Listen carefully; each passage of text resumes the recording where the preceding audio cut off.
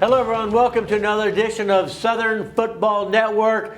I'm telling you, it's November. This is when football gets interesting, especially in the SEC.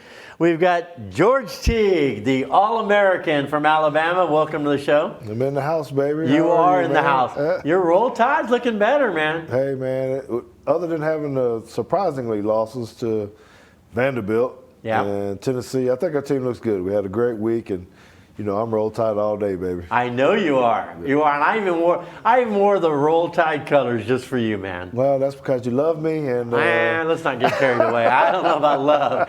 I covered you when you were 5-11 with the Cowboys. That was not love. That was painful, dude. All right. You know, before the season started, it's kind of interesting, George, is they were talking about 5 teams going in. So the SEC is very competitive. Let's talk about your playing days.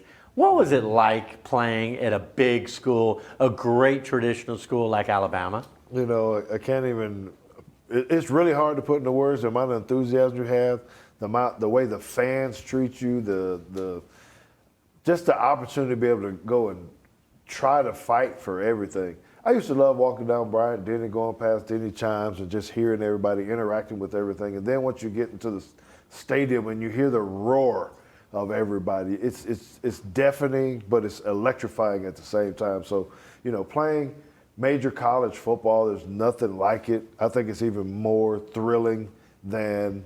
And this, okay, tell us about this moment right here. Oh, this moment right here is called speed. Speed. That's what we're going to call it. But a little bit of determination and a little bit of fear at the same time. I was kind of out of position, Chris, to tell you. Yeah, you were. I was a 2-man. I was supposed to be over the top, so I had to hurry up and get there. And that's what happens when you kind of loafing a little bit. You got to go back to your track days. Now, tell everyone just so they don't know, that was a national championship game. It was. And it's one of the most memorable plays in Alabama history, and people probably still talk about it, correct? We do. I was just in Alabama on Monday. And that was the main thing that I need to be able to talk about. People still talk about that? That happened in 1993, and it's still a topic. So I'm just glad to be known for things like that and not some other negative stuff that couldn't be out there. Right. So I appreciate it. And last thing I'll do, and then we'll toss to Jamie. But back then, Miami was the dominant team. Y'all were the underdogs in that game, correct? Until we beat them 34-13, by the way. Oh, I'm just saying, you know. the only touchdown. You remember that. The only touchdown they scored was a punt return, and they shouldn't even have got that one. So, you know, that is it's something we talk about with the Miami players still. And we all went to the NFL, and we kid around and all that kind of stuff. And Lamar Thomas, the guy I chased down in the film right there, he's sure to remind me that they beat us in 1989.